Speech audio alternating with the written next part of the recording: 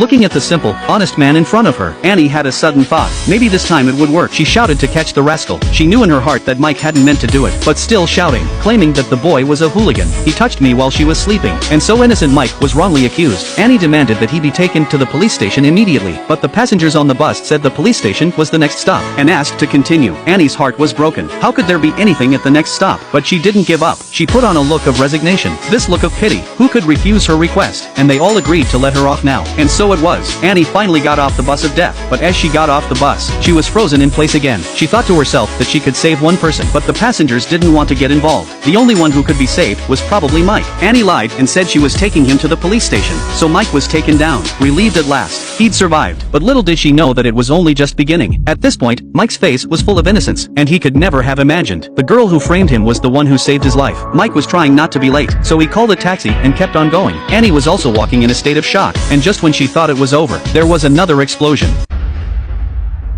She was frozen in fear when a motorbike dodged and knocked her down. Annie also fell hard on her head. She soon fell into a coma. She was taken to hospital. The situation on the other side was even worse. Mike, who had already got off the bus, was still injured by the blast. It turned out that the taxi he was in had been following the bus. It was still in the area of the explosion. Soon afterwards, firefighters took him to hospital. Mike was now dying from the blast, and it just so happened that they both passed each other at the hospital. Fate seemed to have tied them together. It didn't take long. The police found something suspicious. Surveillance of the bus passing by showed two people getting off at a non-stop. The bus then exploded. They were also rightly listed as suspicious. Annie told Zhang Cheng everything that had happened, but who in heaven's name would believe such an outrageous story? And then, another piece of bad news arrived. Mike, who had been named as a suspect, was about to die. The doctors immediately tried to resuscitate him, but Mike still didn't make it. He thought he was going to die. But the next minute, the dead Mike was back on the bus again. Congratulations to Mike for joining the game. The 7th cycle has begun.